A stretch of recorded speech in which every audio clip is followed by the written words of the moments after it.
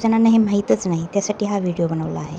तुम्ही हे पॅकेटमधलं दूध उकळून घेता का नेहमी, तर हे चुकीचं आहे. हे उकळायची अजिबात गरज नसते, कारण हे दूध पॉश्चराईज केलेलं असतं आणि एकदम निर्जंतुक असतं. तुम्ही ते सुट्टं गव्याकडून दूध घेता, ते कंपल्सरी उकळावंच लागतं, कारण ते माणसांकडून हाताळून आलेलं असतं, कुठल्या पण भांड्यात येतं.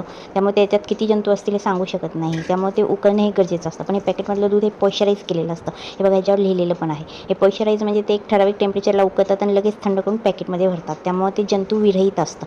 आणि थोडक्यात सांगायचं म्हणजे जंतुविरहित म्हणजे जसं की सुट्टं दूध हे विहिरीतलं पाणी आणि हे पॅकेटमधलं दूध म्हणजे आरो फिल्टरचं पाणी. ते उकळायची अजिबात गरज नाही. जर तुम्हाला फक्त दूध, साई वगैरे, तूप वगैरे, साई असं काही हवं असेल तरच त्यावेळेस ते उकळायची गरज पडते. नाही तर ते हे थंड दूध तुम्ही डायरेक्ट एखाद्या मिल्कशेकसाठी किंवा थंड पदार्थ बनवण्यासाठी वापरू शकता. आणि दुसरं सांगायचं म्हणजे की आम्ही नेहमी आमच्या घरातनं नेहमी दूध आणण्यावरनं खूप वाद व्हायचा. दूध कोण आणणार हा खूप मोठा प्रश्न असायचा. तर आता ते झेप्टोवरनं लगेचच 10व्या मिनिटाला घरी येतं. त्यामुळे मी तसंच मागवते. तर आज चुकून ते दूध ना खराब निघालं. तर मी 3दा चहा ठेवला. 3 वेळेस 3 पॅकेट मग कट करून पाहिले, पण ते खराबच निघालं. मग मी झेप्टोवाल्यांना त्वरित लगेच कंप्लेंट केली आणि असं सांगितलं की असं खराब दूध निघालं आहे. तर त्यांनी मला 5व्या मिनिटालाच ते 3 लिटर दुधाचं रिफंड लगेच माझ्या अकाउंटला पाठवून दिलं. तर सांगायचं म्हणजे की झेप्टो हे खूप चांगलं ॲप आहे आणि ते तुम्हाला लगेच रिफंडसुद्धा देते. म्हणजे असं नाही, दुकानदारसुद्धा आपल्याला इतक्या पटकन असं विश्वास ठेवून ह्या गोष्टी करत नाही.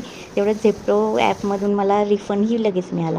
आणि हे काय उरलेल्या दुधाचं मग आता काही आपण तर बायका वायाला जाऊन देत नाही. मग मी ते शेवटी ते उकळून त्याचं असं पनीर बनवून आता तेही वापर होऊन जाईल.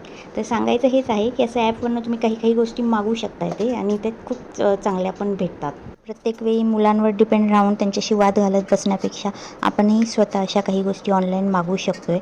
आणि ते जर काही प्रॉब्लेम वाटलाच तर आपल्याला कंप्लेंट केली की लगेच रिफंडही येतो आहे. मग आपणही ह्या गोष्टी आता बदलत्या काळानुसार शिकल्या पाहिजे. ऑनलाईन वस्तू मागवणं हे काही खूप अवघड नाही आहे. तुम्ही 1-2दा केलं की स्वतःच शिकता.